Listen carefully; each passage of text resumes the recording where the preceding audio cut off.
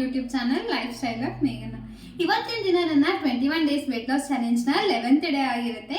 So ಇವತ್ತಿನ ದಿನ ನಾನು ನನ್ನ ವ್ಲಾಗ್ನ ಮಧ್ಯಾಹ್ನದಿಂದ ಸ್ಟಾರ್ಟ್ ಮಾಡ್ತಾ ಇದ್ದೀನಿ. ಸೊ ಇವತ್ತಿನ ದಿನ ನಾನು ಮಧ್ಯಾಹ್ನದ ಊಟಕ್ಕೆ ಏನು ಮಾಡ್ಕೋತೀನಿ ಅಂತ ಹೇಳ್ಬಿಟ್ಟು ನಿಮಗೂ ನಾನು ತೋರಿಸ್ತೀನಿ. ಈ ರೆಸಿಪಿ ಬಂದ್ಬಿಟ್ಟು ಹೈ ಪ್ರೋಟೀನ್ ಹೈ ಫೈಬರ್ ಇಂದ ಆಗಿರುತ್ತೆ. ಸೊ ಇದು ಒಂದು ರೈಸ್ ರೆಸಿಪಿ ಆಗಿರುತ್ತೆ. ತಿನ್ನೋದಕ್ಕೂ ಕೂಡ ಅಷ್ಟೇ ರುಚಿಯಾಗಿರುತ್ತೆ ಮತ್ತು ಇದು ಹೆಲ್ದಿ ಕೂಡ ಹೌದು.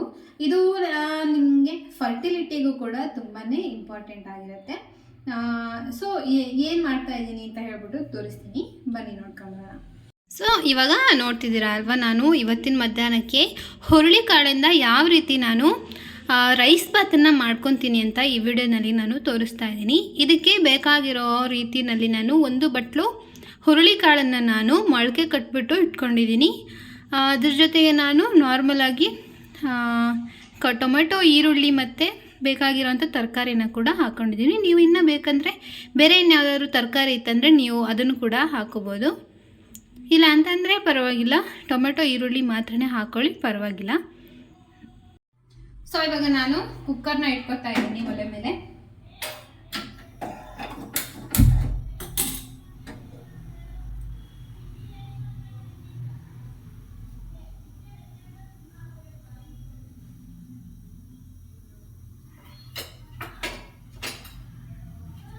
ಒಂದು 2 ಟೇಬಲ್ ಸ್ಪೂನ್ ಆಗೋವಷ್ಟು ನಾನು ಎಣ್ಣೆನ ಹಾಕೋತೀನಿ.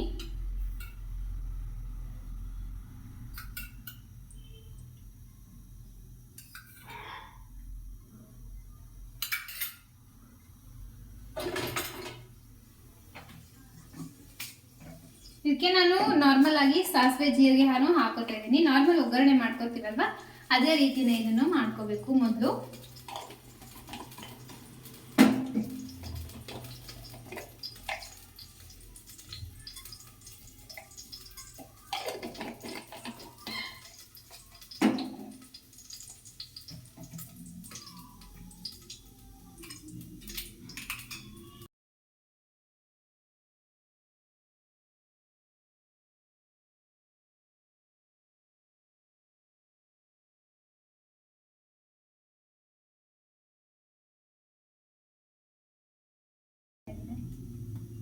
ಇವಾಗ ನಾನು ಒಗ್ಗರಣೆ ಮತ್ತೆ ಇದಕ್ಕೆ ತರಕಾರಿ ಏನು ತಗೊಂಡಿದ್ದೀನಲ್ವಾ ಅದನ್ನ ನಾನು ಇವಾಗ ಹಾಕೋತೀನಿ.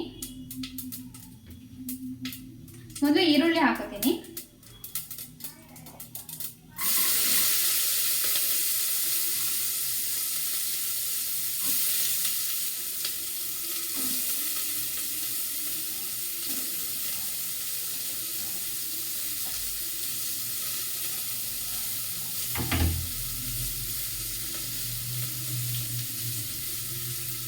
ಈ ರೆಸಿಪಿನ ಮಾಡ್ಕೊಳ್ಳೋದು ತುಂಬ ಈಸಿ ಮತ್ತು ಅದು ಅಷ್ಟೇ ಹೆಲ್ತ್ ಬೆನಿಫಿಟ್ಸ್ ಕೂಡ ಇದೆ.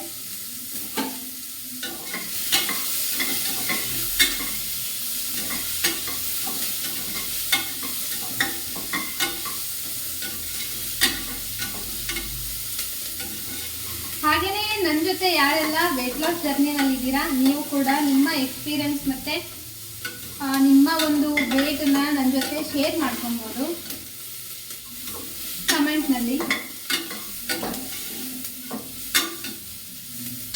ಸ್ವಲ್ಪ ಬ್ರೌನ್ ಕಲರ್ ಆಗಬೇಕು ಈರುಳ್ಳಿ, ಆವಾಗ ನಾನು ತರಕಾರಿನ ಹಾಕೋತೀನಿ. ಇವಾಗ ಉಳಿದಿರೋದು ನಾನು ತರಕಾರಿ ಬೀನ್ಸ್ ಮತ್ತು ಬೀಟ್ರೂಟ್ ಅದನ್ನು ಹಾಕೋತೀನಿ.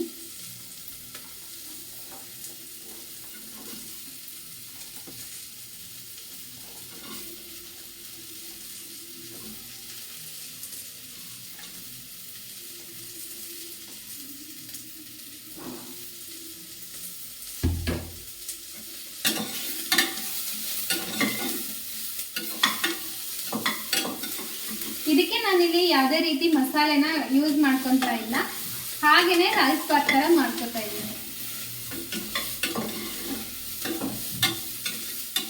ಇದಾಗಿ ಒಂದು 2 ನಿಮಿಷ ಬಿಟ್ಟ ಮೇಲೆ ಟೊಮೆಟೊನ ಹಾಕೋತಾ ಇದ್ದೀನಿ.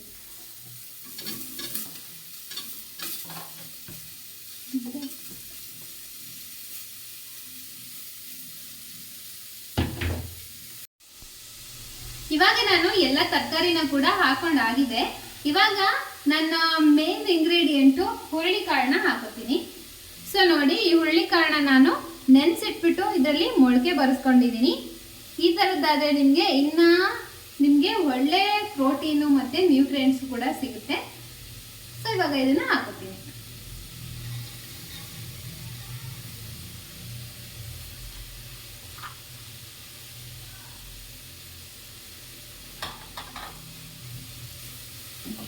ನಿಮಗೆ ಇಲ್ಲಿ ಸ್ವಲ್ಪ ಹೊರಗಿಂದ ನಾಯ್ಸ್ ಕೂಡ ಕೇಳಿಸ್ತಾ ಇರ್ಬೋದು. ಯಾಕೆ ಅಂತ ಹೇಳಿದ್ರೆ ನಮ್ಮ ಪಕ್ಕದ ಮನೆಯವರು ಇವತ್ತು ಸಂಡೇ ಆಗಿರೋದ್ರಿಂದ ಮನೆಯಲ್ಲಿದ್ದರು. ಸೊ ಅವ್ರದ್ದು ಸ್ವಲ್ಪ ಗಲಾಟೆ ಮಾತಾಡಿಕೊಂಡು ಅದೆಲ್ಲ ಮಾಡ್ತಾಯಿದ್ರು. ಅದಕ್ಕೋಸ್ಕರ ಒಂದು ಸ್ವಲ್ಪ ಸೌಂಡ್ ಇತ್ತು, ನಾಯ್ಸು. ಜೊತೆಗೆ ನಾನು ಇವಾಗಲೇ ಶೇರ್ ಮಾಡ್ಕೊಂಡಿದ್ದೀನಿ, ನಮ್ಮ ಮನೆ ಹತ್ರನೇ ಒಂದು ರೋಡ್ ಇದೆ, ಅಲ್ಲಿ ತುಂಬ ವೆಹಿಕಲ್ಸ್ ಓಡಾಡುತ್ತೆ. ಸೊ ಅದ್ರದ್ದು ಕೂಡ ಸೌಂಡು ಜಾಸ್ತಿ ಬರ್ತಾ ಇರುತ್ತೆ. ಮೈಕ್ ಇಲ್ಲ ಅಲ್ವಾ ನನ್ನ ಹತ್ರ, ಸೊ ಅದಕ್ಕೆ ನಾಯ್ಸ್ ಎಲ್ಲ ಆ್ಯಡ್ ಆಗಿಬಿಡುತ್ತೆ ನನ್ನ ವೀಡಿಯೋಸ್ನಲ್ಲಿ. ಇನ್ನೊಂದು ವಿಷಯ ಏನಂತ ಹೇಳಿದ್ರೆ, ಈ ವಿಡಿಯೋ ಮಾಡೋದು ಮತ್ತು ಎಡಿಟ್ ಮಾಡೋದು, ಅಡುಗೆ ಮಾಡೋದು, ರೆಸಿಪಿ ಮಾಡೋದು ಎಲ್ಲದನ್ನು ಕೆಲಸ ಮಾಡ್ಕೊಳ್ಳೋದು ಸ್ವಲ್ಪ ಕಷ್ಟ ಆಗುತ್ತೆ. ಸೊ ಅದಕ್ಕೆ ನಾನೇನು ಮಾಡ್ತೀನಿ, ವಿಡಿಯೋ ಮಾಡ್ತಾ ಇದ್ದಾಗಲೇ ಕೂಡ ನನ್ನ ವೀಡಿಯೋಸ್ನೆಲ್ಲ ಮಾಡ್ಕೊತಿರ್ತೀನಲ್ಲ, ಅದೇ ಟೈಮಲ್ಲೇ ಏನಾದರೂ ಕೆಲಸನೂ ಕೂಡ ಅದೇ ಟೈಮಲ್ಲೇ ಮಾಡ್ಕೊಂಡ್ಬಿಡ್ತೀನಿ. ನಾನು ಮಾಡ್ಕೊತಾ ಇದ್ದೀನಲ್ವಾ, ಒಂದು ತಟ್ಟೆ ಆಗಿರ್ಬೋದು, ಲೋಟ, ಚೊಂಬು ಇವೆಲ್ಲ ನನಗೆ ಅಡುಗೆ ಮಾಡೋ ಟೈಮಲ್ಲೇ ಸ್ವಲ್ಪ ತೊಳೆಯೋದೂ ಇದ್ಬಿಡುತ್ತೆ. ಅದನ್ನೆಲ್ಲ ನಾನು ಅದೇ ಟೈಮಲ್ಲೇ ಸಿಂಕಲ್ಲಿ ನನಗೆ ತೊಳೆದ್ಬಿಟ್ಟೆ ಇಟ್ಬಿಡ್ತೀನಿ. ಆದರೆ ಸಿಂಕಲ್ಲೇ ಬಿಡೋದಕ್ಕೆ ಹೋಗೋದಿಲ್ಲ.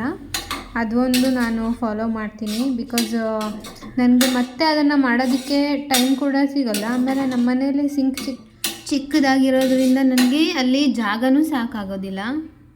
ಇವಾಗ ಎಲ್ಲನೂ ಹಾಕ್ಕೊಂಡಿದ್ದೀನಿ. ಇವಾಗ ಇದಕ್ಕೆ ಮಸಾಲಾನ ಕೂಡ ಹಾಕೊಂಡ್ಬಿಡೋಣ. ಖಾರಕ್ಕೆ ನಾನಿಲ್ಲಿ ಖಾರದ ಪುಡಿನ ಯೂಸ್ ಮಾಡ್ತಾ ಇದ್ದೀನಿ. ನೀವು ಬೇಕಂದರೆ ಹಸಿಮೆಣ್ಸಿನ್ಕಾಯಿನೂ ಕೂಡ ಹಾಕೋಬೋದು. ಖಾರದ ಪುಡಿ ಹಾಕ್ಕೊಂಡು ಇದಕ್ಕೆ ಧನಿಯಾ ಪುಡಿನ ಹಾಕೋತೀನಿ. ಖಾರದ ಪುಡಿನ ನಾನು ಒಂದು ಅರ್ಧ ಚಮಚದಷ್ಟು ಹಾಕೋತೀನಿ.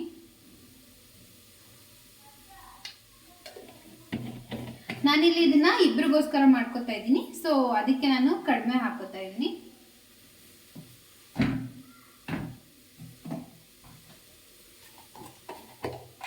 ಧನಿಯಾ ಪೌಡರ್ನು ನಾನು 1 ಸ್ಪೂನಷ್ಟು ಹಾಕೋತಾ ಇದ್ದೀನಿ.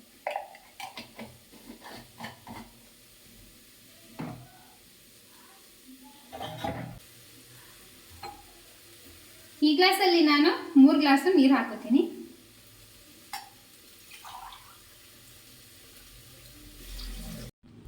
ಅದೇ ಗ್ಲಾಸಲ್ಲಿ ನಾನು 1.5 ಕಪ್ ಆಗೋವಷ್ಟು ಅಕ್ಕಿನ ತೊಗೊಂಡಿದ್ದೀನಿ. ಸೊ ಅದಕ್ಕೆ ನಾನು 3 ಗ್ಲಾಸಷ್ಟು ನೀರನ್ನ ಹಾಕೋತಾ ಇದ್ದೀನಿ. ನಾನು ರೈಸ್ ಯಾವುದೇ ಟೈಪ್ ರೈಸ್ ಮಾಡಿದ್ರೂ ಅಷ್ಟೇನೆ ನಾನು ಅದೇ ರೀತಿನ ಹಾಕೋತೀನಿ. ನೀರು ಯಾವ ರೀತಿ ಅಂತ ಅಂದರೆ 1:2, ಅಂದರೆ 1 ಲೋಟ ಅಕ್ಕಿ ಹಾಕ್ಕೊಂಡ್ರೆ 2 ಲೋಟ ನೀರು ಹಾಕ್ಕೊಂಡಿರ್ತೀನಿ. ಅದನ್ನೇ ನಾನು ಫಾಲೋ ಮಾಡ್ತೀನಿ ಯಾವಾಗಲೂ ಕೂಡ. ಬರೀ ವೈಟ್ ರೈಸ್ ಮಾಡಿದ್ರೂ ಅಷ್ಟೇ, ಇನ್ನು ಯಾವುದೇ ರೀತಿ ಬೇರೆ ರೈಸ್ಗಳನ್ನು ಮಾಡ್ಕೊಂಡ್ರೂ ಅಷ್ಟೇ. ಇವಾಗ ನೀರು ಹಾಕ್ಕೊಂಡಿದ್ದಾಗಿದೆ. ಇದಕ್ಕೆ ನಾನು ರುಚಿಗೆ ಎಷ್ಟು ಬೇಕೋ ಅಷ್ಟು ನಾನು ಉಪ್ಪನ್ನು ಕೂಡ ಸೇರಿಸ್ಕೊತಾ ಇದ್ದೀನಿ. ನೀವು ಕೂಡ ಉಪ್ಪನ್ನ ನೋಡಿಕೊಂಡು ಹಾಕ್ಕೊಳ್ಳಿ. ಉಪ್ಪು ಹಾಕಿದ್ದಾದಮೇಲೆ ನಾವು ಇದನ್ನು ಸ್ವಲ್ಪ ಹೊತ್ತು ಕುದಿಯೋದಕ್ಕೆ ಬಿಡಬೇಕು. ಸೊ ಇದು ಕುದ್ದಾದಮೇಲೆ ನಾವು ಒಂದು ಸಲ ಟೇಸ್ಟ್ ಕರೆಕ್ಟಾಗಿದೆನಾ ಉಪ್ಪು ಖಾರ ಅಂತ ಹೇಳಿಬಿಟ್ಟು ಒಂದು ಸಲ ಚೆಕ್ ಮಾಡಬೇಕು. ಚೆಕ್ ಮಾಡಿದ ಮೇಲೆ ಇದು ಕುದಿಯೋ ಟೈಮಲ್ಲಿ ನಾವು ಏನು ಒಂದು ಅಕ್ಕಿ ತಗೊಂಡಿರ್ತೀವಲ್ವ, ಆ ಅಕ್ಕಿನ ತೊಳೆದ್ಬಿಟ್ಟು ನಾವು ಅದಕ್ಕೆ ಹಾಕ್ಕೊಬೇಕು. ಯಾರಿಗೆಲ್ಲ ರೈಸ್ ರೆಸಿಪೀಸು ಇಷ್ಟ ಆಗುತ್ತೆ ಅಲ್ವಾ, ಅಂಥವರೆಲ್ಲ ಈ ರೈಸನ್ನು ಮಾಡಿಕೊಂಡು ತೊಗೋಬೋದು. ಯಾಕಂದರೆ ಇದರಲ್ಲಿ ನಿಮಗೆ ಹೈ ಪ್ರೋಟೀನ್ ಸಿಗುತ್ತೆ ಮತ್ತು ಹೈ ಫೈಬರ್ ಕೂಡ ಸಿಗುತ್ತೆ. ಪ್ಲಸ್ ಇದು ಫರ್ಟಿಲಿಟಿಗೂ ಕೂಡ ತುಂಬ ಹೆಲ್ಪ್ ಆಗುತ್ತೆ. ಇವಾಗ ಕುದೀತಾ ಇದೆ. ಇವಾಗ ತೊಳೆದಿಟ್ಟಿರೋ ಅಕ್ಕಿನ ನಾನು ಹಾಕೋತೀನಿ. ಇದಕ್ಕೆ ನೀರು ಕುದಿಯೋ ಟೈಮಲ್ಲಿ ನಾನು ಅಕ್ಕಿನ ಹಾಕೋತೀನಿ. ಯಾಕೆ ಅಂತ ಹೇಳಿದ್ರೆ, ನೀರು ಕುದಿಯೋ ಟೈಮಲ್ಲಿ ನಾವು ಅಕ್ಕಿನ ಹಾಕೊಳ್ಳೋದ್ರಿಂದ ತರಕಾರಿ ಎಲ್ಲ ಈವನ್ನಾಗಿ ಸ್ಪ್ರೆಡ್ ಆಗುತ್ತೆ. ಅಂದರೆ ಎಲ್ಲ ಕಡೆ ತರಕಾರಿ ಕರೆಕ್ಟಾಗಿ ಸ್ಪ್ರೆಡ್ ಆಗಿ ಇರುತ್ತೆ. ಇಲ್ಲ ಅಂತ ಹೇಳಿದರೆ ತರಕಾರಿ ಎಲ್ಲ ಫುಲ್ಲು ಮೇಲೆ ಬಂದುಬಿಡುತ್ತೆ, ಇನ್ನು ಮಸಾಲೆ ಎಲ್ಲ ಕೆಳಗಡೆ ಹೋಗ್ಬಿಡುತ್ತೆ, ಆ ಥರ ಆಗುತ್ತೆ. ಅದಕ್ಕೋಸ್ಕರ ನಾನು ನೀರು ಕುದಿಯೋ ಟೈಮಲ್ಲಿ ಅಕ್ಕಿನ ಹಾಕ್ಕೊಂಡ್ಬಿಟ್ಟು ಅದನ್ನು ಕುಕ್ಕರ್ ಲಿಡ್ಡನ್ನು ಕ್ಲೋಸ್ ಮಾಡಿಬಿಟ್ಟು ವಿಶಿಲ್ಸ್ ತಗೋತಾ ಇರ್ತೀನಿ. ಸೊ ನೀವು ಕೂಡ ಅದನ್ನೇ ಫಾಲೋ ಮಾಡಿ. ಸೊ ಇಲ್ಲಿ ನೋಡಿದ್ರಲ್ವ ನೀವು, ಅಕ್ಕಿನ ಹಾಕಿಬಿಟ್ಟು ಆ ಪಾತ್ರೆನೂ ಹಾಗೆ ನಾನು ತೊಳೆದಿಟ್ಬಿಟ್ಟೆ. ಸೊ ಅದೇ ರೀತಿಯೇ ನಾನು ಮಾಡ್ಕೊತೀನಿ. ಇಲ್ಲ ಅಂತಂದರೆ ಅದು ಪಾತ್ರೆ ಹಾಗೆ ಉಳಿದ್ಬಿಟ್ಟು ಮತ್ತು ಪಾತ್ರೆ ಎಲ್ಲ ಜಾಸ್ತಿ ಆಗಿಬಿಡುತ್ತೆ ತೊಳೆಯೋದಕ್ಕೆ.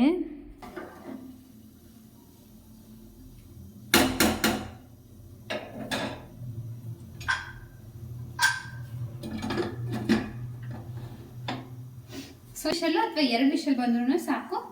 ಆಮೇಲೆ ಇದು ಒಂದು ಸ್ವಲ್ಪ ಆರ್ಕೊಳ್ಳೋದಕ್ಕೆ ಬಿಡೋಣ. ಸೊ ಅಷ್ಟರಲ್ಲಿ ನಾನು ಇದಕ್ಕೆ ಬೇಕಾಗಿರೋ ಮೊಸರು ಬಜ್ಜಿನ ಕೂಡ ರೆಡಿ ಮಾಡ್ಕೊತೀನಿ. ಮೊಸರು ಬಜ್ಜಿನ ಮಾಡೋದಕ್ಕೆ ನಾನಿಲ್ಲಿ ಒಂದು ಸ್ವಲ್ಪ ಕ್ಯಾರೆಟ್ನ ತುರಿದಿಟ್ಕೊಂಡಿದ್ದೀನಿ ಮತ್ತು ಸೌತೆಕಾಯಿನ ತುರಿದಿಟ್ಕೊಂಡಿದ್ದೀನಿ ಮತ್ತು ನಾನಿಲ್ಲಿ ಒಂದು ಈರುಳ್ಳಿನ ಚಿಕ್ಕದಾಗಿ ಕಟ್ ಮಾಡಿ ತಗೊಂಡಿದ್ದೀನಿ.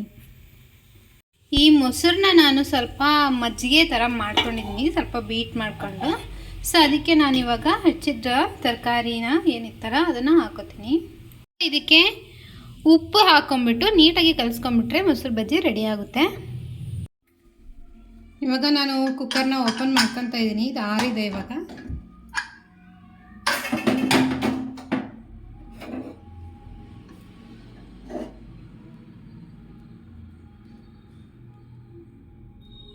ನೋಡಿ ಎಷ್ಟು ಚೆನ್ನಾಗಿ ಬಂದಿದೆ.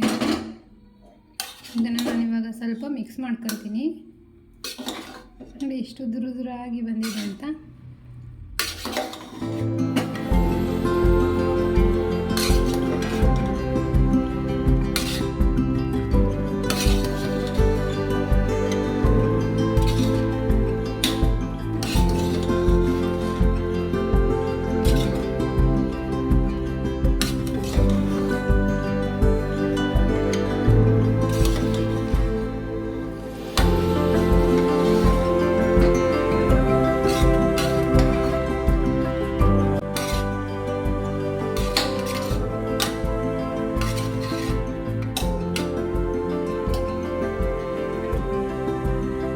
ಇವತ್ತಿನ ಮಧ್ಯಾಹ್ನದ ಊಟಕ್ಕೆ ನಾನು ಹುರುಳಿಕಾಳಿನ ರೈಸು ಮತ್ತು ಸ್ಯಾಲೆಡ್ ಮತ್ತು ಮೊಸರನ್ನ ತೊಗೊಂಡಿದ್ದೀನಿ.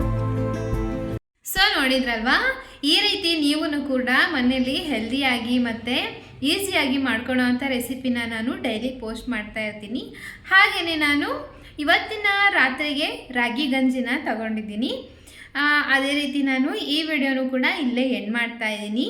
ಸೊ ಈ ವ್ಲಾಗ್ ಏನಾದರೂ ನಿಮಗೆ ಇಷ್ಟ ಆಗಿದ್ದರೆ, ಸ್ವಲ್ಪನಾದರೂ ಇಷ್ಟ ಆಗಿದ್ದರೆ ಪ್ಲೀಸ್ ಒಂದು ಲೈಕ್ ಕೊಡಿ, ನಿಮ್ಮ ಫ್ರೆಂಡ್ಸ್ ಆ್ಯಂಡ್ ಫ್ಯಾಮಿಲಿಗೆ ಶೇರ್ ಮಾಡಿ, ನನ್ನ ಚಾನಲ್ನ ಸಬ್ಸ್ಕ್ರೈಬ್ ಮಾಡಿ, ಬೆಲ್ ಐಕನ್ ಪ್ರೆಸ್ ಮಾಡಿ.